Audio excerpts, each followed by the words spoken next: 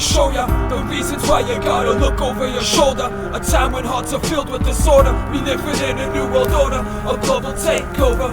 Better take cover or fight back against the system. The choice is yours, be the resistance. You may or may not know who Diane Reidy is, which is why she is worth pointing out. She received headlines when she went on the podium during the October 16th debt ceiling vote by the House of Representatives, the final vote on the debt deal to reopen the US government. What many do not know is that the media, along with factions of the US government, were involved in a cover-up as to what she said on the podium. The mainstream media reported her outburst as being religiously natured, and she was escorted out of the chamber and forced to receive a psychiatric evaluation, which led the media to claim she was suffering a mental breakdown of sorts. Let's take a closer look as to what really happened. First, let's listen to the mainstream media perspective. Wednesday was a long day for lawmakers and everyone else who was working on Capitol Hill. Well, one of the House stenographers reached her breaking point, apparently. She stormed the floor while members were voting. Take a look at the video. Banging the gavel there, it's hard to see and hear her with all that's going on, but she's at the center of the podium. This is where the president usually delivers the State of the Union address. She yelled, "Do not be deceived. God shall not be mocked," and quote, "A house divided cannot stand." A congressional employee had to be removed after she began shouting. Lawmakers said she was yelling about the house being divided and the devil. Reidy was questioned by police. She was then taken to the hospital to be evaluated. Following the outburst, the woman was interviewed by U.S. Capitol Police and then taken to a Washington area hospital for a mental health evaluation. Her name is Diane Reidy and is well known to House lawmakers as one of the stenographers who regularly works on the House of Representatives floor. We're told she walked up to the podium below the presiding officer and asked if the microphones were on. She then began saying things like, "Thus spoke the Lord," and "This is not the Lord's work." The Constitution would not have been written by Freemasons. They go against God. You cannot serve two masters. You cannot serve two masters. Praise be to God, Lord Jesus Christ.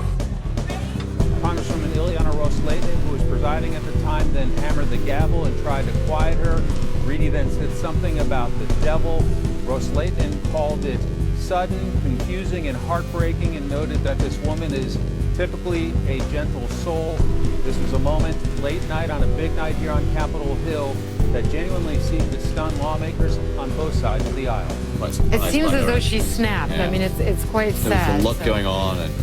Most media sources left out the part about the Freemasons during their reports. However, upon a closer inspection, it soon becomes apparent that the audio clip of what Diane is saying is not actually what she really said. The media covered up what was really said during these moments to avoid the public from hearing it. The statements made by Diane that were played by media outlets actually came from outside the chambers while she was being detained and sent for psychiatric evaluation. Let's take a closer look. This is not one nation under God. It never was. Had it been, it would not have been. No. It would not have been. Constitution would not have been written by Freemasons. They go against God. You cannot serve two masters. You cannot serve two masters. Praise be to God, Lord Jesus Christ. Let's take another look at what mainstream media reported again. Notice that the audio has clearly been pasted over the video of Diane on the podium, disguising what she was really saying. House stenographer getting up to the microphones. Let's take a listen to this first of all. Sure. No, it would not have been. Constitution would not have been written by Freemasons. They go against God. You cannot serve two masters. This is not one nation under God. It never was. Had it been, it would not have been. No, it would not have been. Constitution would not have been written by Freemasons. They go against God. You cannot serve two masters. She said, "Thus spoke the Lord, and this is not the Lord's work," is what she said at the microphones. Notice the audio quality change when she begins to speak and the words covering her mouth movements, disguising what she's saying. He will not be mocked. He will not be mocked. Don't touch me. He will not be mocked. The greatest deception here is this is not one nation under God. It never was. Had it been, it would not have been. No. It would not have been. The Constitution would not have been written by Freemasons. They go against God. You cannot serve two masters. You cannot serve two masters. Now that we've reviewed the real source of the audio, let's take a look at the original C-SPAN video recording of the moments leading up to Diane's decision to protest at the podium. Keep in mind, this is the original video and audio from October 16th, 2013.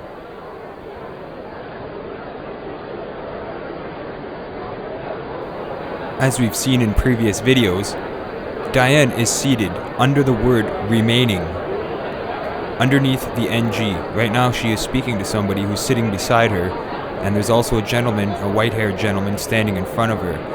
Here she gets up, and she says something to the gentleman at the desk behind her, and he kind of looks bewildered and is kind of concerned, looking around, going, what's going on? And here she takes to the podium. And this is what she actually says. I've increased the volume for you to hear it better.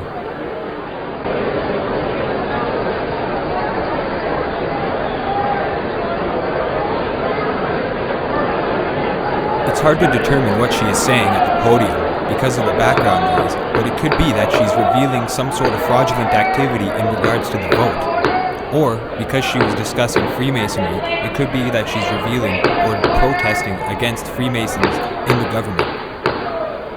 This could be the reason why the federal government wanted to cover this video up so badly. Notice how the media places the audio clip over top of the sound from the chamber, disguising what she was saying. No. It would not have been. The pounding of the javelin isn't even in sequence with the audio. Horrible editing by mainstream media. Now the question remains, why would the media place this audio portion over what was actually said? Now this is taking place after Diane was removed from the chamber, and notice everyone's reaction. There's a general feeling of concern. People look worried, especially the man behind sitting at the desk that she said something to. Actually, you'll notice that people come over to where he's seated afterwards and ask him a bunch of questions. Likely, they're probably concerned about what's going on. Here they come. There's people approaching the desk now, asking him what's going on. So the media definitely covered up what she was saying. And for the purposes, I'm not too sure. That's the question that really remains.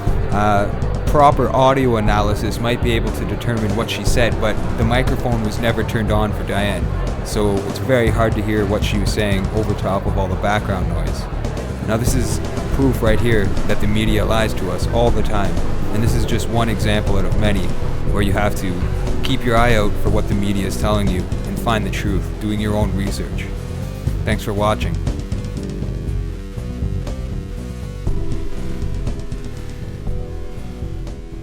We living in a new world order, a global takeover. Now let me show ya the reasons why you gotta look over your shoulder. A time when hearts are filled with disorder. We living in a new world order, a global takeover.